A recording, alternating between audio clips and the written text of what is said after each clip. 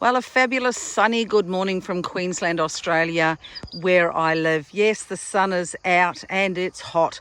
It's going to be about 36 degrees here today, but it's expected as we head towards our summers, we can reach as high as 42. The thing here is, though, we have had very little rain. There are parts of Queensland and parts of Australia that really are challenged with rain. Some parts of this country and some parts of Queensland have actually gone without rain for 7 years and they are still waiting for it to rain.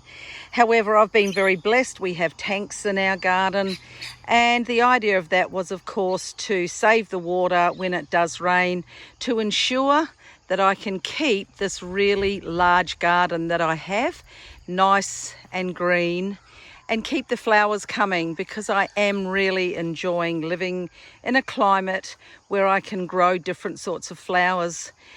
In a garden, I have found there are some things that absolutely excel, and that means it's a plant that you do nothing to. It just grows. So let me take you and show you something that I've discovered that I have given no time to.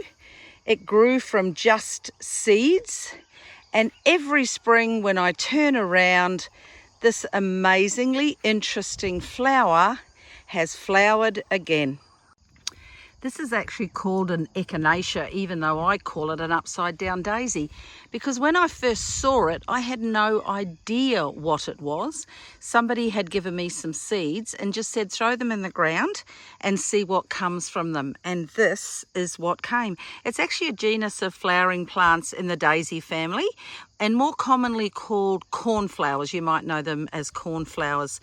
And when people describe it like I do, they call them upside down daisies, because that's what they look like to me.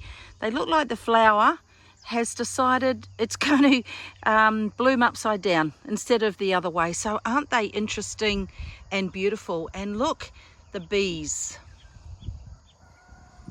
The bees love them. They absolutely love them. They're actually native to parts of Eastern and North America, and it grows in moist to dry prairies and open areas. So perfect for where I live, because right here it's quite dry. I do water the roses around it, but there's one on the other side that gets no water at all.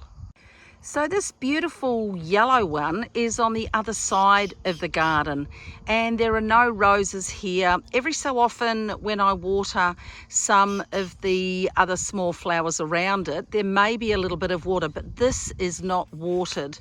And this one's been in the ground now. This is its third year coming up. Initially, it had 3 or 4 flowers. So what's happening is each year it's just multiplying and getting bigger. And when these seed pods on the top die, they go black, and you just take them off and scatter them somewhere else. So what I decided to do this year was lift up a lot of the mulch, put a lot of them under the ground, and see how many come up next year. These are what the heads look like when the flower has died and they've all dried out, and all you do is this, rub them. They are a bit prickly, so be careful.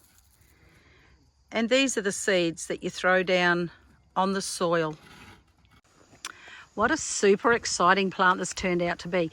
Not only is it completely drought tolerant, it looks absolutely fabulous. It grows and grows and gets bigger every year, but it also has amazing health benefits. And the native North Americans have known this for many, many hundreds of years. They use it for medicinal properties.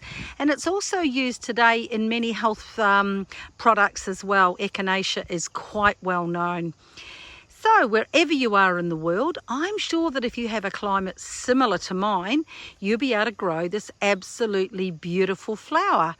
Echinacea, cornflower, upside down daisy, call it what you like. It is absolutely beautiful and stunning in my garden. Have a fabulous day, no matter where you are in the world today.